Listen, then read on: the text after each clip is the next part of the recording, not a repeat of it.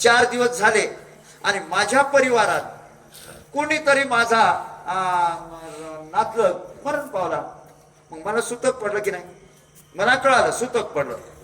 पण माझ्या सुतकार शास्त्र सांगते तुम्ही 1 तासाचा विधी करा आणि ते सुतक मुंडन करून विसर्जित करा. तुम्ही सुचिरत व्हा, तुमचं जाणवं बदला, तुमचं हे बदला आणि तुम्ही पुन्हा भागवतावर बसा. तुम्हाला दोष लागत नाही. का नाही लागत? कारण तुमच्या पाठीमाग हजारो लोक बसलेले. काही लोकांना अशी आहे की तुम्हाला त्याच्या आता तसा गावात सप्ताह आहे, सप्त्यामुळं बरं का कदाचित तुम्हाला याच्या दोषातून पण तुम्हाला बरं का हे राहणार आहे, काय सूट राहणार आहे. कारण तुम्ही काय मुद्दाम करायलेत का? मुद्दाम करणं हा सप्ताह आहे की हे प्रमाण धर्म सिंधू मध्ये आहे. मी स्वतः त्याच्यावर त्याचा हे घेतलेला आहे. कारण एखादा वक्ता असेल आणि त्याच्या घरच्या कुटुंबाचा माणूस मेला असेल, त्याला जरी सुतक पडलं असेल पण तिला सुतक ग्रहता येत नाही. आता दुसरा एक प्रसंग आपल्याला सांगतो. आपण स्वयंपाक केला, त्या स्वयंपाकावर कावळा आला. तर कावळा आला तर तो स्वयंपाक अपवित्र झाला, तुम्हाला खाता येत नाही. स्वयंपाक अपवित्र कारण तो कावळ्यानं स्पर्श केला. काक स्पर्श म्हणतात. पण तोच कावळा सप्त्याच्या पंक्तीच्या स्वयंपाकावर जर बसला तर शास्त्र म्हणते तिथं तुम्ही दोष धरू नका. माझा दोन्ही कावळेच आहेत ना, तिथं बगळा व्हायला का तिथं? तो कावळाच आहे. पण शास्त्र म्हणतंय की बाय एका कुटुंबापुरतं तुम्ही करू शकता, सगळ्या गावाचा स्वयंपाक करू शकता का? मग हे शास्त्रानं काय कार्याचा विचार करून या विधी निषेधाचा विचार मांडलेला आहे. तसं तुम्ही घाबरायचं काम नाही. पाप बर का लागणार नाही. जरी एखाद्या मातेनं श्रद्धेच्या पोटी एखादी पूजा जरी केली तर त्याचा दोष लागणार नाही. कारण त्या परमात्म्याची ही आहे. जाणून बुजून आता मला सुतक आहे, मी जाणून बुजून मंदिरात येऊ शकत नाही, मी जाणून बुजून त्याच्यावर पूजा करू शकत नाही कारण माझं तादात्म्य. आणि दुसरं आहे पर हरिनामाला कोणत्याही प्रकारचा विटाळ नाही. नाही त्या विटाळ अखंड सोहळे, उपाधी वेगळे जाणीवेचा.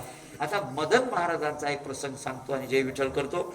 आमच्या घरी मदन महाराज बरं का यायचं म्हणले होते. मी आणायला गेलो महाराजाला. त्या काळात महाराज आपल्या परिसरात, मदन महाराजाचा हा परिसर सगळ्या मदन महाराजांचाच आहे. तर महाराजाच्या घरी आता घरी परत आमचं घर बंद होतं. काय झालं गावात तर एक म्हातारी मेलती, आमच्याच परिवारातली म्हातारी मेल्यानंतर सगळं सुतक पडलं. महाराजाला म्हणलं महाराज असं असं झालं. महाराज हसले, काय हरकत नाही. मग मला म्हणले असं कर, अरे मला आपल्याला भूक लागली, जेवायचंय. हाताने स्वयंपाक करत होते महाराज. मला म्हणले जाय पाणी भरून आण विहिरीहून. मी विहिरीहून पाणी भरून आणलं बरं का. महाराजापुढे घागर ठेवली. महाराजांना काय मंत्र म्हणायचे ते म्हणले आणि त्या घागरी सुचिरभूत केलं. महाराजांना सोहळ्यात स्वयंपाक केला. आम्ही जेवलो, आमचे घरचे जेवले, सगळे झालं. पण ज्यावेळी ते सुचिरभूत केलं म्हणजे आता या घागरीला हात लावू नको. घागर आणली कोण? घागर मॅच आणली. घागर मॅच आणली. मॅच घागरीच्या महाराज स्वयंपाक केला, त्याने निवेद दाखवला. पण म्हणजे आता या घागरीला हात लावू नको. म्हणजे काय केलं? त्याने त्या घागरीला पावित्र्य केलं स्वतःच्या मंत्रानं.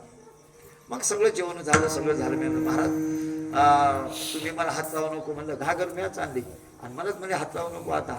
म्हणजे आता ते माझ्या हातचीच घागरती आणि तुम्ही अरे शिवा तसं नाही म्हणले. त्याला मी माझ्या यानं प्रोक्षण केलेलं आहे. आणि दुसरी गोष्ट उपाधी वेगळे जाणीवेच्या बरं नाही त्या विटाळ अखंड सोहळे. उपाधी वेगळे, जे माणसं उपाधी वेगळे असतात त्या माणसाला दोष लागत नाही. तर भजनात सप्त्यामध्ये उपाधी नाही, उपाधी वेगळे जीवन आहे. म्हणून मनात कोणत्याही गोष्टीचा संकोच करू नका बरं का. कृष्णार्पण म्हणून सगळ्या गोष्टी परमात्म्याला हे करा आणि आहे तो नेम आपला चालवा. झालेली सेवा आपण रंगाची अर्पण करतो. चालला आता राहू द्या. जय विठ्ठल करू. पुढच्या कार्यक्रमाच्या सूचना आमचे लक्ष्मण महाराज देतील. विठ्ठल जय जय जय.